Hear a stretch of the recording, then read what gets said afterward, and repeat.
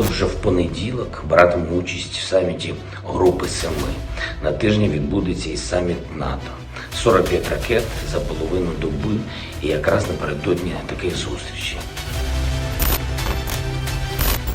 Pertama kita harus ucapkan selamat atas kembalinya spirit kita untuk mendamaikan dunia. Ini kan spiritnya Bung Karno nih. Bagaimana kita tegak berdiri mendamaikan dunia, dan Pak Jokowi melakukan itu, akan melakukan itu segera. Di sini akan mengajak negara-negara G7 dan akan bertemu dengan Presiden Zelensky. Misinya adalah mengajak Presiden Ukraina untuk membangun perdamaian karena perang memang harus dihentikan. Keberanian Jokowi melebihi Joe Biden. Ya, kalau perang ini tereskalasi sampai dengan akhirnya perang tidak hanya antara Ukraina dengan Rusia, tetapi juga melibatkan negara-negara Barat lainnya dan juga Amerika Serikat. Dan Bapak Presiden dari Indonesia, karena dalam konstitusi kita disebutkan bahwa kita harus turut dalam ketertiban dunia, harus juga ikut terlibat dalam permasalahan ini untuk mencegah terjadinya skenario terburuk, yaitu terjadinya Perang Dunia Ketiga. Rencana kunjungan Presiden Jokowi bertemu Presiden Rusia Vladimir Putin dan Presiden Ukraina Volodymyr Zelensky tentu jadi perhatian dunia di tengah konflik Rusia-Ukraina yang belum kunjung mereda. Sebagai pemegang presidensi G20, Jokowi coba berperan dalam perdamaian konflik yang terjadi dan telah berdampak ke hampir seluruh negara di dunia. Diketahui Presiden Jokowi akan mengawali lawatan ke KTT G7 di Elmau, Jerman. Di tengah perang, pengamanan dan jaminan keamanan kepala negara Joko Widodo jadi nomor 1 dengan pasukan pengamanan presiden di ring 1 Jokowi. Personel pas pampres yang dikirim untuk mengawal Jokowi ke Rusia dan Ukraina ada 39 orang. Dan demi keamanan presiden, agenda detail Jokowi pun tidak akan dibuka ke publik dan cair hingga saatnya berkunjung ke Ukraina dan Rusia. Direktur The Indonesia Intelligence Institute Ridwan Habib menilai langkah Presiden Jokowi mengunjungi Rusia dan Ukraina lebih berani dari Joe Biden, Presiden Amerika Serikat. Karena Biden hanya bisa berkomentar dari jauh, sedangkan Jokowi datang langsung menemui dua pihak yang bertikai. Di lain pihak, pengamat pertahanan dan militer KONI Rahakundini Bakri menyebutkan memuji langkah Presiden Jokowi yang berani. Kepala negara pertama di Asia yang turun langsung mengambil inisiatif mendamaikan perang Rusia-Ukraina yang bisa menyeret dunia ke krisis ekonomi, bahkan perang nuklir.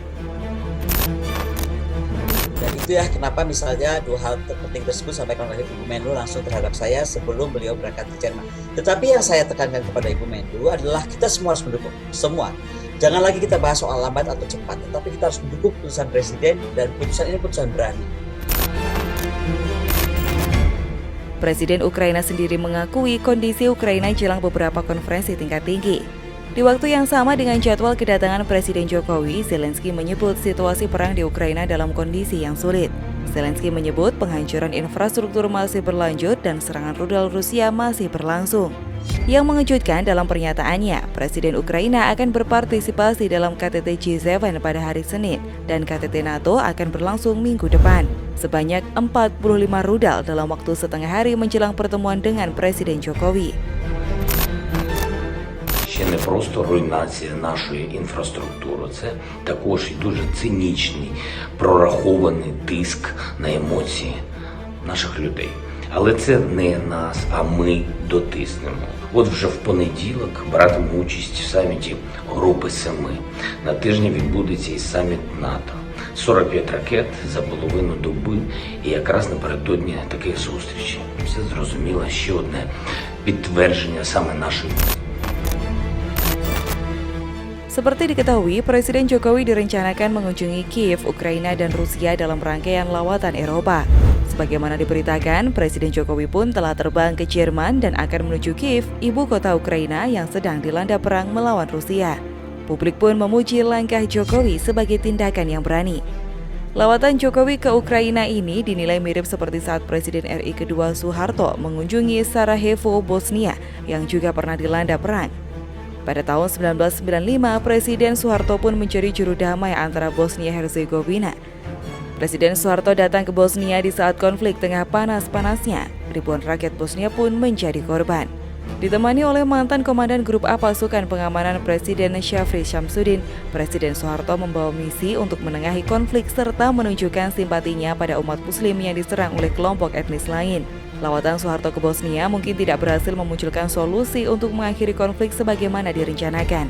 Namun, kunjungan itu menginspirasi sang presiden untuk memberikan hadiah yang besar bagi penduduk Muslim Bosnia.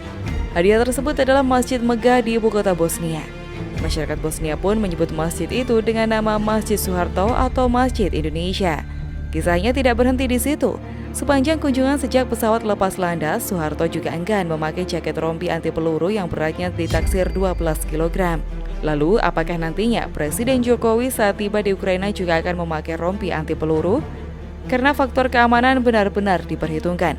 Ancaman pertama, resiko collateral war atau dampak tak disengaja saat kunjungan.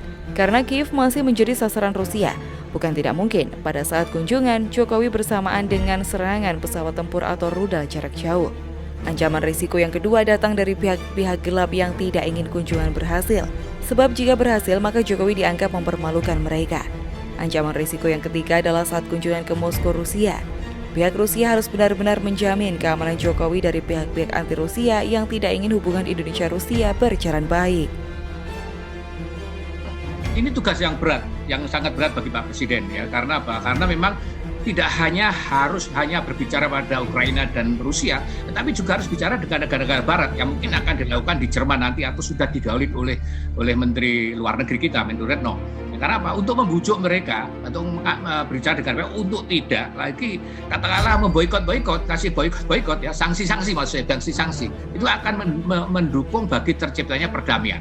Jadi tidak cukup tidak hanya presidennya yang sana, tapi kemudian Barat misalnya masih sanksi-sanksi kan jadi repot. Jadi itu mesti harus dilakukan. Mungkin itu sudah dilakukan oleh Bu Menlu. Kapan dulu yang waktu kedua ke Uni Eropa, kemudian ke NATO, dan saya rasa urusannya itu juga ya. Karena persiapan. Ya, itu yang harus dilakukan ya. Tentu seluruh rakyat tanah air Indonesia yakin tim pengamanan gabungan yang terdiri dari Direktorat BBAIS, Direktorat 1 Luar Negeri BIN, Pas Pampres, dan berbagai dukungan tim lainnya mampu membuat kunjungan bersejarah Jokowi lancar.